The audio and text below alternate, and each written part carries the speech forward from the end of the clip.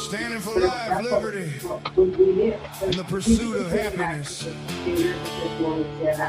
Built upon the shoulders of the Constitution, rule of law, and the animating principle that we are all created equal. I need to hear a hallelujah, though I'm not considered a believer by some. I still believe in the warmth of heaven come. I need the rapture I feel when my feet touch the green, green grass of home. Then I know I have reached the valley of kingdom come.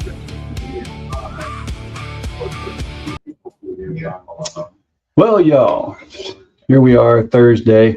You haven't heard from me last few days.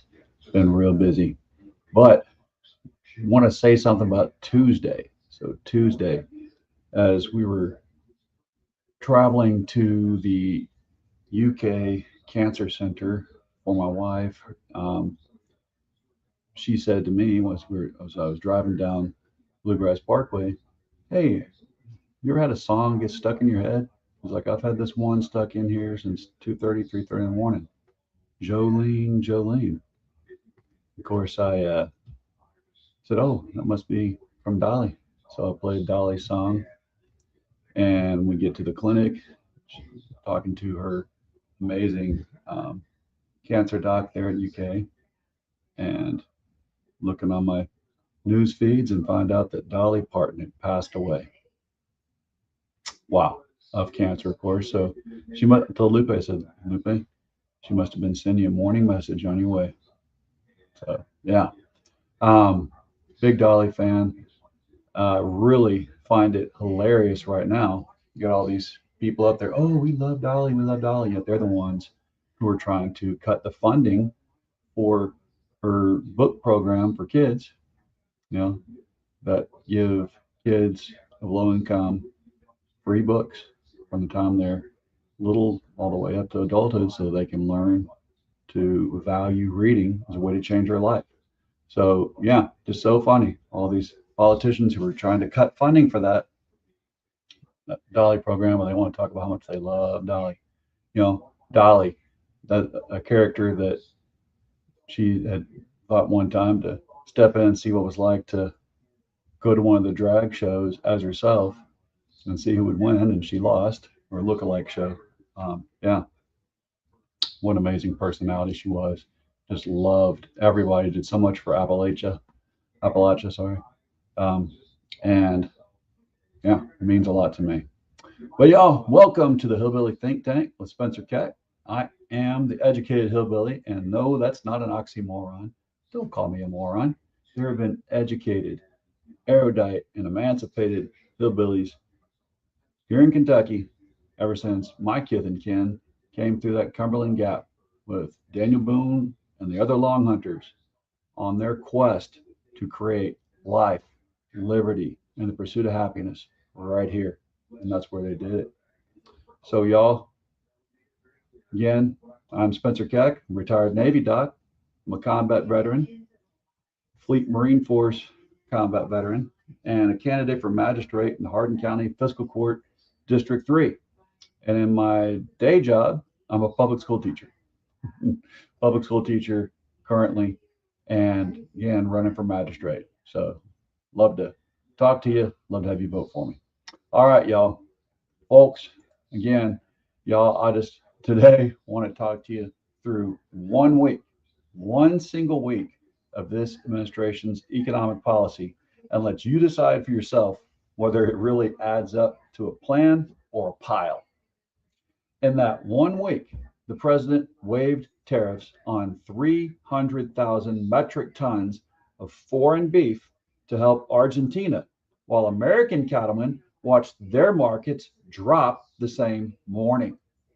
Now, 50% tariffs went up on $20 billion worth of Canadian goods, and Canada hit back 2 days later with its own 50% tariffs on American goods. Think about that. Goods from right here. But also, here's a list of them. So Canada struck back after we did that strike. They struck back with 50% tariffs on American dairy, fish, lumber, steel, and aluminum. Meanwhile, hundreds of thousands of our neighbors are losing SNAP food assistance due to underwork requirements and rules that took effect this year.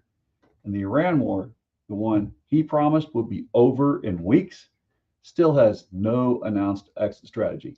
7 weeks past his own deadline.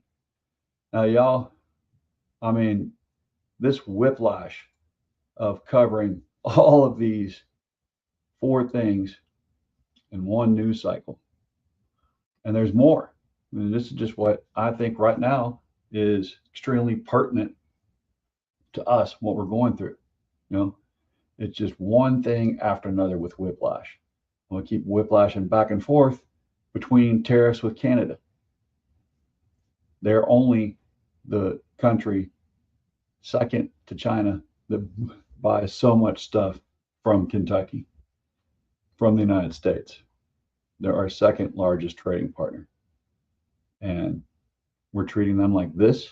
We're treating our economy like this, vis-a-vis treating theirs like that. Something's got to give. So that's not a coincidence. You know, it's not a coincidence of bad luck at all. That is a governing pattern. Let's break it down and leave it broke. That's what, you know, as long as they're making money off of it, they don't care how broke it is. So segment 1, helping Argentina, but hurting Hardin County. So, y'all, on August 21st, President Trump announced the United States would allow up to 300,000 metric tons of ground beef into the county. It's going to come in here tariff-free for 90 days. The second and by far the largest beef import waiver of his whole term. He said the beef would sell at 25% below market price. He framed it as a relief for American families paying too much for ground beef. Well, here's the problem. The National Cattlemen's Beef Association said cattle markets turned sharply lower the very morning of the announcement, to the detriment of farmers and ranchers. The U.S. Cattlemen's Association went further, warning this, on top of earlier tariff exemptions for Brazil and Argentina, sidelines U.S. producers and threatens cattle prices. An agricultural economist at Kansas State pointed out this new waiver alone is nearly half of everything the U.S. exported in beef this year. Now, you know, to me, to flood a market for a quick messaging win when you are absolutely decimating the American cattlemen who are just trying to, you know, get a break from years and years and years of bad weather, bad production. Finally getting a break. Going to maybe get in the black this year in their finances. And now we're doing this to them? No, that's not good for this part of America. Maybe it's good for down there in Mar-a-Lago or up in New York where he originally is really from. Not good for us. So, you know, it hasn't even worked on the thing it's supposed to fix. Ground beef averaged $6.88 a pound in July, up over 10% from a year earlier, and up 24% since this administration began. Beef imports are already up 13% year over year. Prices went up anyway. 2 beef plants, one in Illinois and one in Utah, closed this month because there isn't enough cattle to run them. And Tyson says ranchers show no sign of rebuilding herds. You can't undercut your own producers today and expect them to have more cattle for you tomorrow. Think about it. That's just simple math, and the math ain't mathin'. All right, so let's think about here in Hardin County, right here in District 3. We've got working cattle operations, folks who built their herd size over the years, planning for calving seasons and market cycles. Most people in Washington couldn't explain if their job depended on it. Heck, that's what's right behind me, where I live here. So when the federal government floods the market to score a headline, it's not abstract. It's a Hardin County rancher's spring decision on whether to expand the herd or sell off early. That is exactly the kind of top-down shock to a local livelihood the fiscal court should be paying attention to when we talk about protecting our agricultural base here in this county. Segment 2, the same week, kids lost their groceries. While that was happening, the one big beautiful bill, I call it the big ugly bill, its work requirements for SNAP kept grinding forward. Independent tracking shows roughly 3.5 million people lost SNAP access in the first 6 months alone, and the Congressional Budget Office projects the total effect of the expanded work requirements, raising the age cutoff from 54 to 64 and narrowing family exemptions will cut off about 2.4 million people nationwide, on top of $186 billion in federal SNAP funding cuts over the next decade. Now, y'all, as a teacher, I know that half of that number, or more than half of that number, is kids. So you're talking about putting millions of kids off of SNAP, now with no food, coming in to my classroom starving and hangry, because they're hungry and seeing their family sad and unable to feed them is going to make them angry. So when they come into class hangry, it's going to be a real trouble for me to be able to get them to pay attention and to actually care about what they're studying.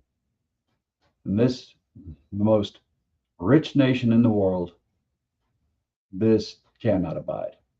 So this isn't abstract to me.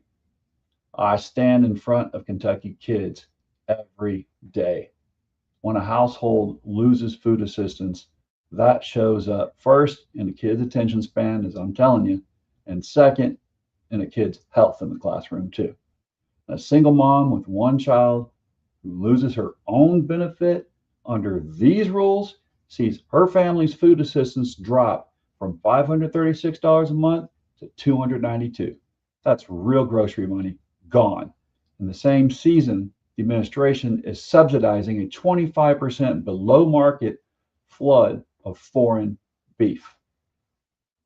Tell me how that maths up to you. Doesn't to me. Segment 3, the tariff war nobody voted to lose. Now let's talk about Canada, because this one hits Kentucky directly, right below the belt. On August 22nd, the United States imposed new 50% tariffs on roughly $20 billion worth of Canadian goods. Canada answered 3 days later with its own tariffs, up to 50% on American dairy, fish, lumber, steel, and aluminum. For Bourbon country, this is round 2 of a fight we already lost once. Between March 2025 and February 2026, Canadian imports of American spirits collapsed by roughly 81%, from about 718 million down to 137 million after Canadian provinces pulled American liquor off store shelves entirely, Kentucky whiskey exports to Canada fell 42% in one stretch. Beam Suntory shut down distilling at its main Jim Beam plant in Claremont for all of this year, 2026. Now, y'all, the Kentucky Distillers Association says a record 17.1 million barrels are sitting in warehouses instead of shipping because the market they normally sell into is closed. And now they're going to be throwing away that key as bad as we've been treating them. So, y'all, is this that, something that Kentucky really thought we could abide? Kentucky briefly got tariff relief this summer before this new round wiped it all out. And this is where the polling gets interesting. CNN's Harry Enten looked at the numbers this week and called it a 52-point switcheroo. Back in 2024, voters trusted Trump over Kamala Harris on tariffs by 22 points. Think about that. The only person, like I said, that has loved tariffs as much as this president was President Hoover. And go look at how low a rating that tariff-loving president, what his rating is today. Hoover's is one of the lowest. We might have a new low now, but Hoover's rating as a president, because of all of the tariffs that he imposed, gave us the recession of the Great Depression. And my grandparents told me all about that. Papa and Mama survived it. All right. Well, today, the president's net approval on tariffs is 30 points underwater. And among independents, the group that decides elections these days, it's 60 points underwater. On the Canada tariffs specifically, it's 33 points underwater overall and 44 points underwater with independents. Enten's blunt read: Americans hate the tariffs and they are taking their anger out on the president. Meanwhile, Canadian Prime Minister Mark Carney is sitting on a positive net approval at home. It's in the high 70s. So Enten's line was simple. He is losing. Mark Carney, on the other hand, north of the border, is winning. And that's exactly why the two sides have walked away from the table instead of cutting a deal. Now, y'all, again, here in Hardin County and this whole region right around us, where many of us, drive to other counties next door to work. If you don't work here, well, Kentucky is Canada's largest foreign customer in this state's key export categories. And our bourbon industry alone supports over 20,000 jobs across the Commonwealth.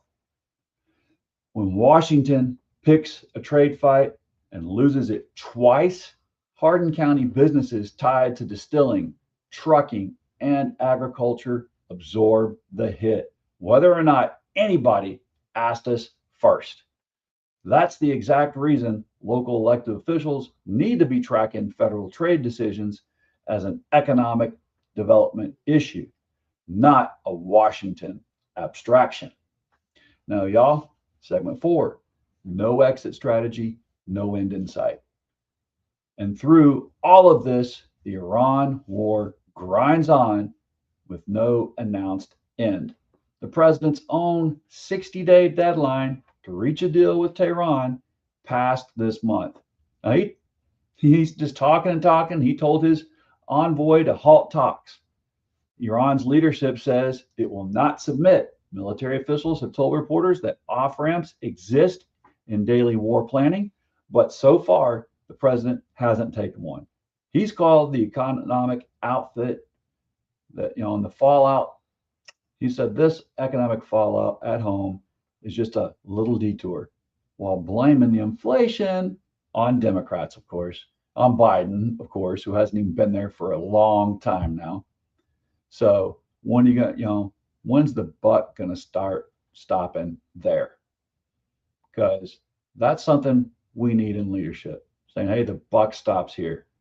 And this, man, I've never seen someone in this level of leadership get away with passing the buck as much as this administration does.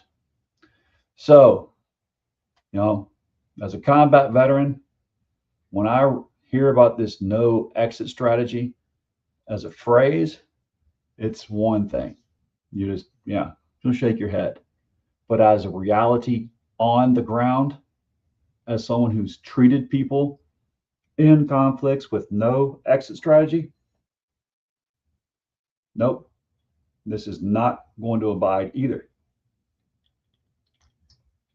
A war with no stated objective, well, and not just that, no stated end date is not a strategy.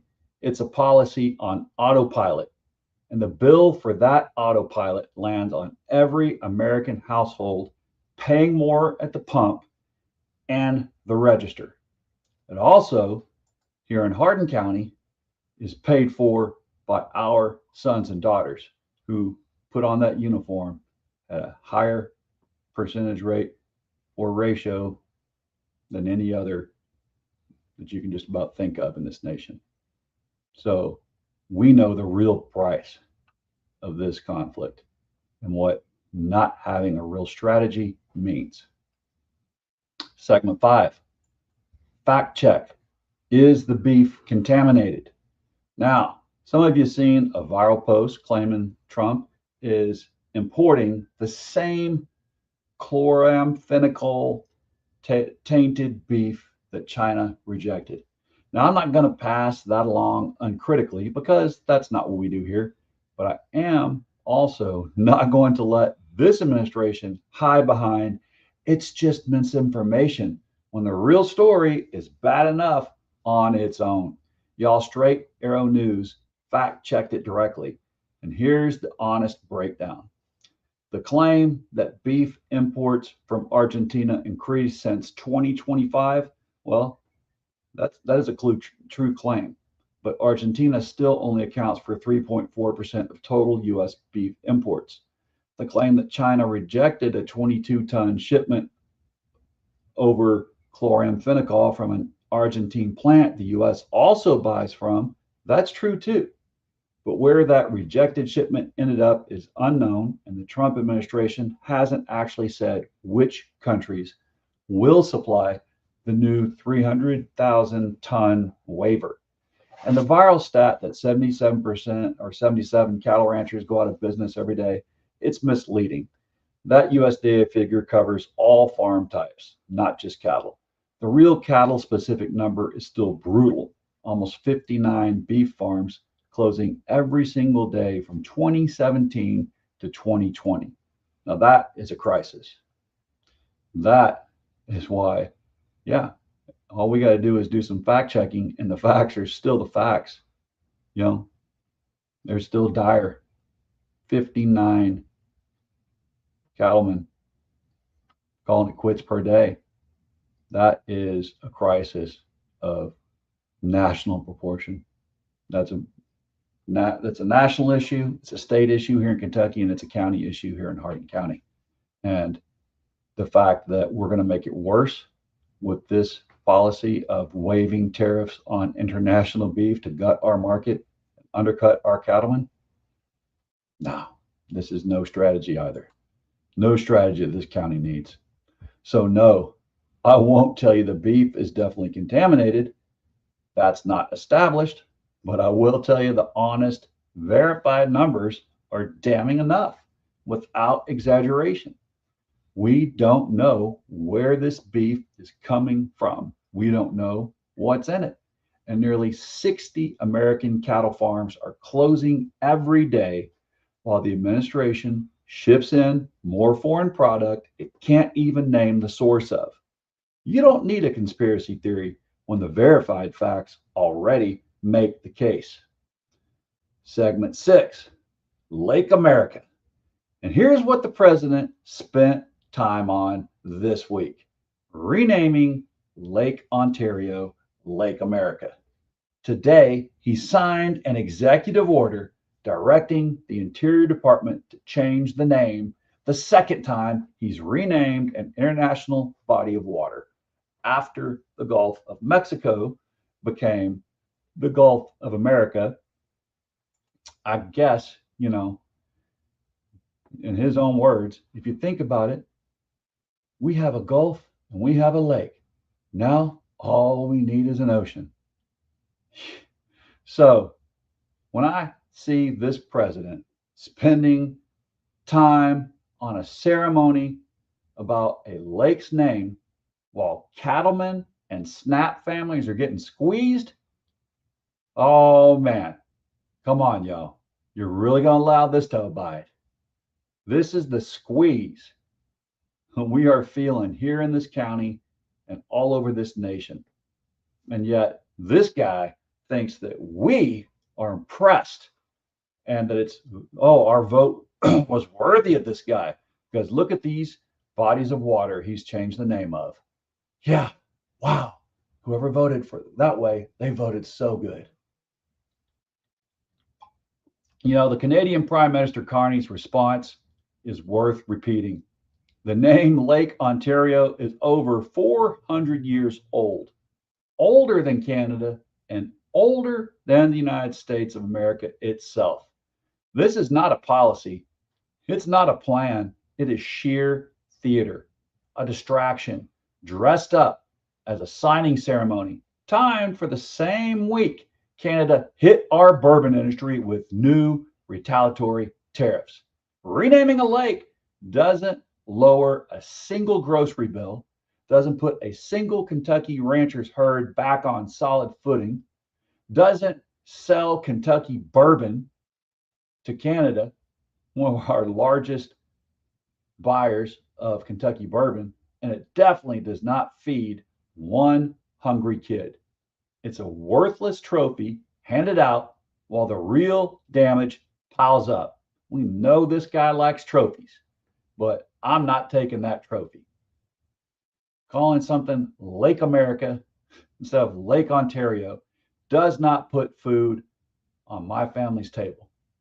It does take part in taking food off of our table, because now we're fighting with one of our longest, strongest allies and our best neighbor north of the border. So if we think this is something that can keep on abiding and we've got to take it and take it and take it, we've really got to look at what our reasoning process is, because yeah, getting two bodies of water to change their names just because you say so, that is not helping out my kids and our affordability in our household. It's not a surprise for us that the U.S. would take some form of reprisal to our response to their unjustified tariff, which was on top of other unjustified tariffs. That's not a surprise. But what message does that send to the workers in Michigan and Ohio and Kentucky and Alabama who rely on Canadian demand? There we go. He knows exactly which states to name out. Kentucky's on the top there. We will rely on selling them and on them having a demand for our products here in Kentucky. When the Americans go to the negotiation table first with the right attitude towards our industries and a true partnership, of course we'll come to the negotiating table. Is the right attitudes toward our industries. I mean, how more clear can he put it? We need to go to the negotiating tables with the right attitude about our products that we need to sell in Canada. Kentucky needs to be able to sell its bourbon in Canada and many other products that we grow and produce right here. Canada loves. We need to be able to sell it, and we need someone negotiating for us that values, like I said, our industries. So no, I won't tell you the beef is definitely tainted, but I will tell you that we are having folks at these trade deals that do not have Kentucky's best interest out at heart. They don't care about our industries. So let me steel man this real quick, because try to do that every night if there really is one to do. And that's what we do here. The administration's honest argument is that beef and grocery prices are real problems for real families, that tariffs are meant to rebuild domestic industry over long run, even if they sting short term, and that any president negotiating with Iran has to hold some cards close. Now, supporters would say give tariffs time to force better deals and give the beef waiver time to bring prices down before judging it. That's what some would say. But the trouble is, the timeline doesn't back that up. Ground beef prices rose after the waiver, not before it. Tariff approval has already been underwater in every poll since before Liberation Day in 2025, and give it time doesn't feed a kid whose family lost SNAP benefits this month. At some point, results have to answer for themselves. And we're at that point now. We are seeing the results. We are feeling the results, Kentucky, Hardin County. So tonight, close with the referendum. Here's the through line. Cattlemen undercut for a press release. Kids losing groceries under a law nobody in rural Kentucky asked for. A trade war we've now lost twice, with the polling to prove that voters know it. A war with no finish line.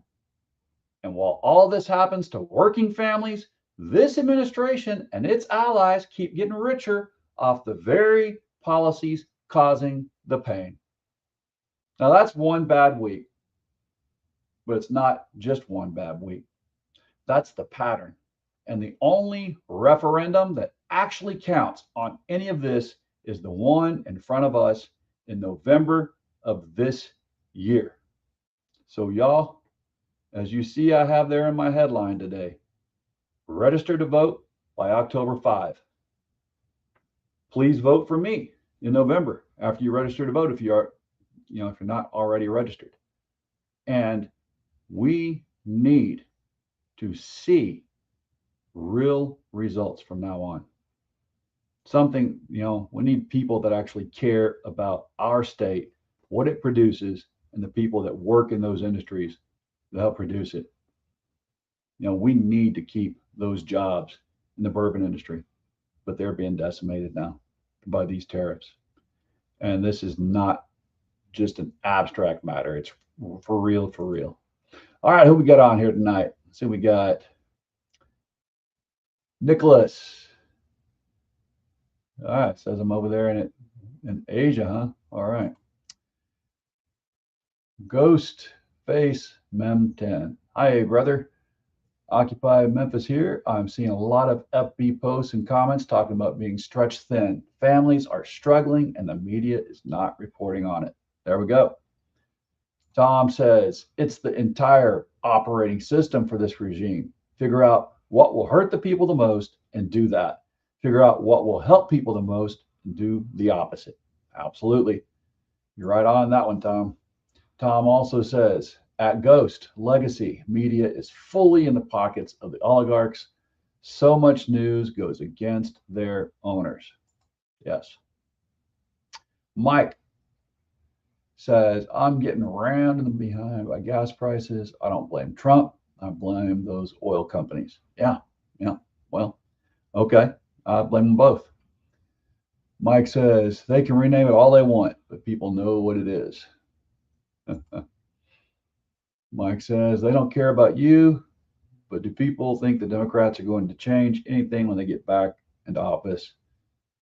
He says, heck no. Well, you know what? You put the right ones in there. Yes, I do think so.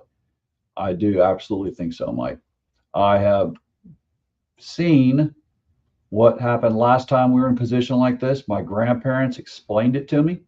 They explained to me that after Hoover ransacked the government by giving everything away to the rich, to the Rockefellers, to the Carnegies, and we just relied on tariffs. Yeah, we got the royal shaft when the Great Depression came.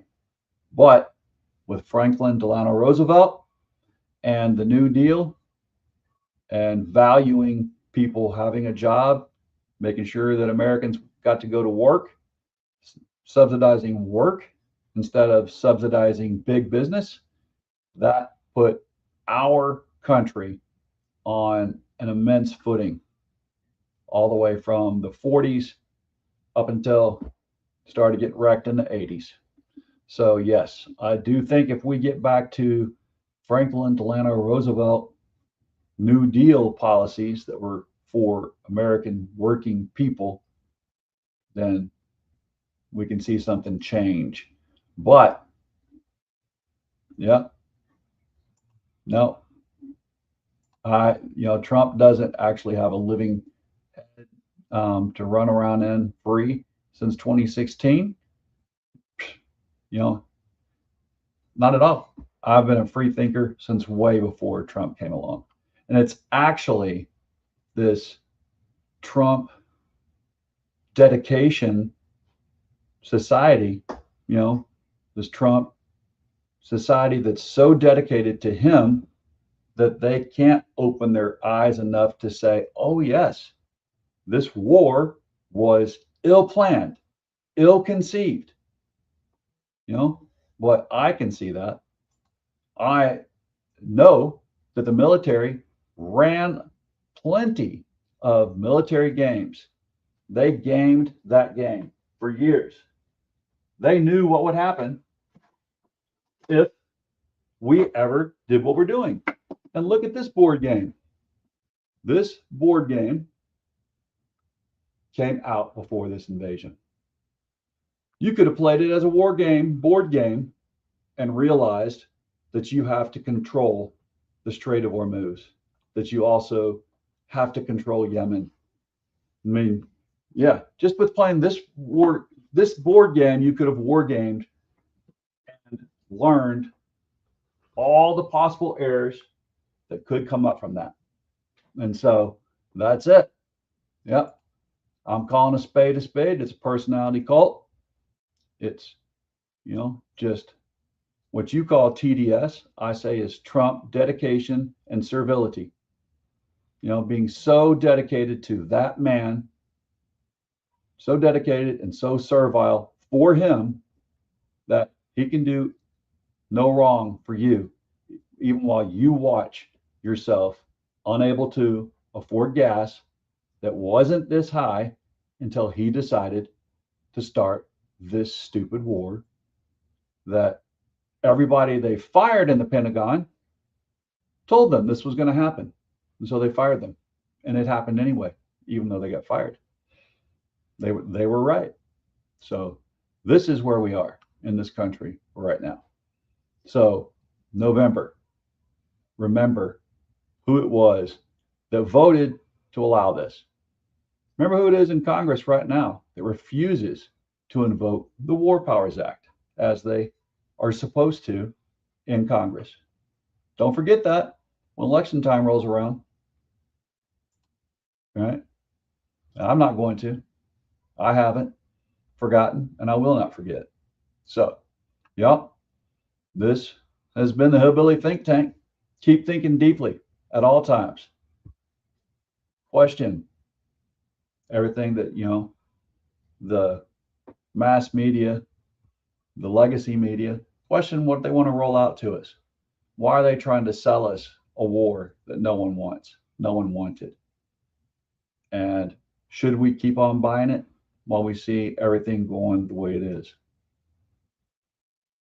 I say no. All right, y'all, let's remember here in Kentucky, we know that united we stand, divided we fall. Those aren't just words on a flag. That is the very glue that holds us together when we recognize we are our brother's keeper, we are our sister's keeper.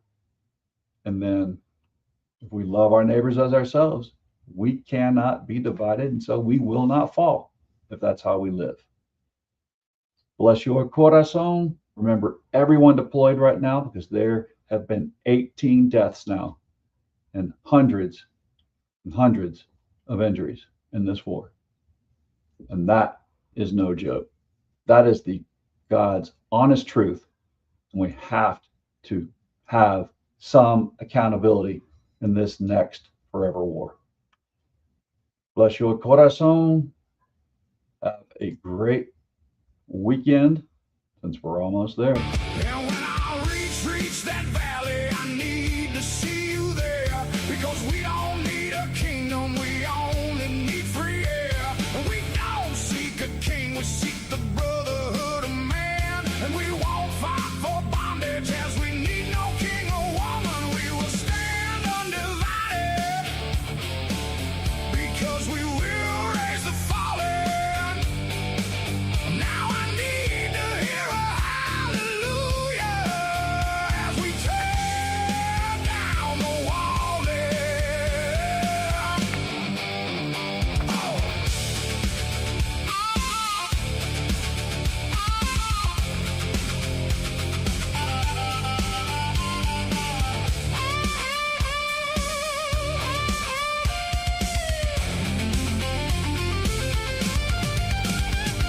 The divide between heaven and earth,